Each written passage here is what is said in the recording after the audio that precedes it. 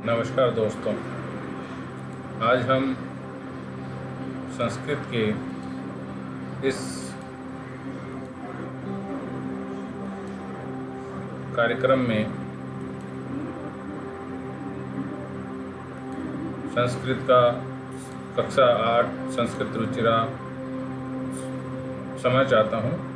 संस्कृत रुचिरा भाग 2 का अध्याय संख्या 4 हास्य बाल कवि सम्मेलनम के हम जो है प्रश्नोत्तर की ओर चलेंगे।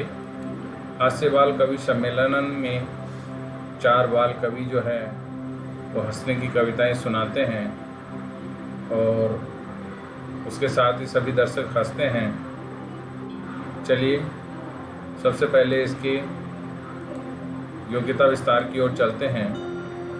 योग्यता विस्तार में कुछ चीज़ें दी हुई हैं। ध्यातव्यम है कि अस्मिन् पाठे अधः अन्तः बहिः नीचैः पुनः इत्यादीनि अव्ययपदानि सन्ति। येषां त्रिषु लिङ्गेषु त्रिषु वचनेषु सर्वासु विभक्तिषु च एकमेव रूपम भवति विकारो न जायते। यानी कि इस अध्याय में अधः अन्तः बहिः नीचैः पुनः इत्यादि अव्ययपद हैं।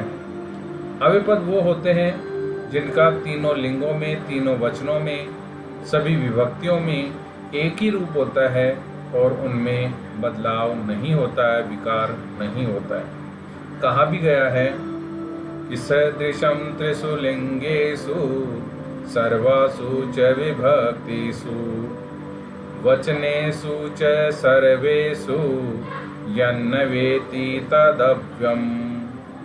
यानी कि सभी लिंगों में, सभी तीनों लिंगों में, सभी वचनों में, सभी विभक्तियों में, सभी जगह जो एक समान रहता है, जिसको खर्च नहीं किया जा सकता, जिसको बदलाव नहीं किया जा सकता, जो टूटता नहीं है, जो बदलता नहीं है, विकार नहीं होता है, उन्हें अव्यय कहा जाता है।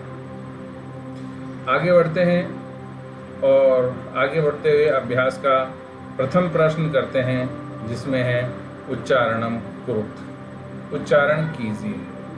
कुछ शब्द हैं, अव्ययपदी हैं, जिनका हम उच्चारण करेंगे।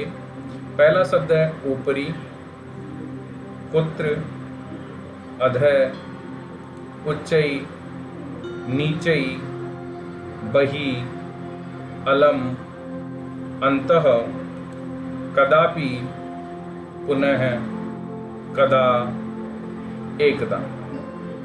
ये शब्दों का उच्चारण था। चलते हैं अगले प्रश्न की ओर। प्रश्न का अर्थ है मंजूषात अव्ययपदानि चित्वा वाक्यानि पूरयत। यानी कि कोष्टक से अव्ययपदों को चुन करके वाक्यों की रिक्त स्थानों की पूर्ति कीजिए। सबसे पहले हम अव्ययपद देखते हैं। ऊपरी, उसका मतलब होता है ऊपर। दूसरा शब्द है अलम, जिसका मतलब होता है बस। तीसरा शब्द है अंतः, जिसका मतलब होता है अंदर। चौथा शब्द है बहि, जिसका मतलब होता है बाहर। अंतिम शब्द है अधः, जिसका मतलब होता है नीचे। पहला वाक्य है वृक्षस्य रिक्तस्थानानि खगा वसन्ति। द्वितीय वाक्य है रिक्तस्थान विवादेन। तृतीय है वर्षा काले गृहात् रिक्तस्थान मा गच्छ। चौथा है मंचस्य खालिस्थान श्रोतारः उपपृष्टाः सन्ति। पांचवा है छात्राः विद्यालयस्य खालिस्थान प्रविशन्ति। पहले प्रश्न की ओर चलते हैं। वृक्षस्य खगा वसन्ति। वृक्ष के ऊपर पेड़ हैं, इसमें आएगा ऊपरी। विवाद मत कीजिए, अलम विवादेन। बारिश के समय घर से बाहर मत जाइए, बही। मंच के नीचे श्रोता बैठे हुए हैं अधर। छात्र विद्यालय के अंदर प्रवेश करते हैं। अगले प्रश्न की ओर चलते हैं, जहां पर अशुद्ध पदों को चुनना है। अशुद्ध पदम चिनुत। पहला गमंती, यच्छन्ति, पृच्छन्ति, धावन्ति, और इसमें अशुद्ध शब्द है गमंती। दूसरे में है रामेण, गृहेण, सर्पेण, गजेण, इसमें है गजेण अशुद्ध शब्द। तीसरा है लतया, मातया, रमया, निशया, इसमें मातया शब्द अशुद्ध शब्द है। चौथा शब्द है लते, रमे, माते, प्रिय, इसमें माते अशुद्ध शब्द। लिखति, ग्रजति, फलति, सेवति, इसमें सेवती शब्द जो है वो अशुद्ध शब्द है। अगले प्रश्न की ओर चलते हैं, और प्रश्न है कि मंजूषात समानार्थक पदानि चित्वा लिखत। कोष्टक से समानार्थक पदों को चुन करके लिखो। शब्द है प्रसन्नतायाः चिकित्सकम लब्ध्वा शरीरस्य दक्षा। प्रसन्नताया का मीनिंग होता है खुशी, खुशी का। चिकित्सम मतलब होता है डॉक्टर, वेद। लब्ध्वा यानी प्राप्त करके। शरीरस्य यानी शरीर का। दक्षा मतलब निपुण। पहला शब्द है प्राप्य और उसका समानार्थक पद होगा लब्ध्वा। दूसरा शब्द है कुशला और उसका समानार्थक शब्द होगा दक्षा। तीसरा शब्द है हर्षस्य और उसका समानार्थक पद होगा प्रसन्नताया। चौथा शब्द है देहस्य और उसका समानार्थक शब्द होगा शरीरस्य। अंतिम शब्द है वेद्यम और उसका समानार्थक शब्द है चिकित्सकम। अगले प्रश्न की ओर बढ़ते हैं, और प्रश्न है अधोलिखितानाम प्रश्नानाम उत्तराणि एक पदेन लिखत। यानी नीचे लिखे गए प्रश्नों के उत्तर एक पद में लिखिए। प्रश्न कुछ इस प्रकार से हैं कि मंचे कति बाल कवय विष्टाः सन्ति के कोलाहलम कुर्वन्ति गजा कम उद्दिश्य काव्यम प्रस्तौति तुंदिल कस्य उपरि हस्तम आवर्तयति लोके पुनः पुनः कानि भवन्ति किम कृत्वा घृतम पिबेत। पहला प्रश्न है कि मंच के ऊपर कितने बाल कवि बैठे हुए हैं। उत्तर है इसका चत्वारः, 4। दूसरा वाक्य है के कोलाहलम कुर्वन्ति। कोलाहल कौन कर रहे थे? तो उत्तर है श्रोतारः, सुनने वाले।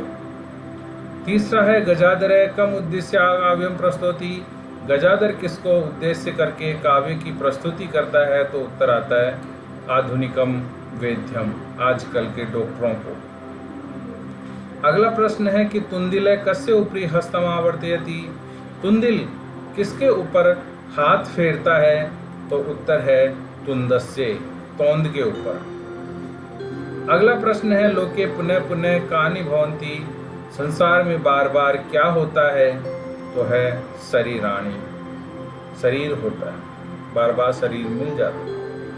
अगला है किम कृत्वा घृतम पिबेत। क्या करके घर घी पीना चाहिए?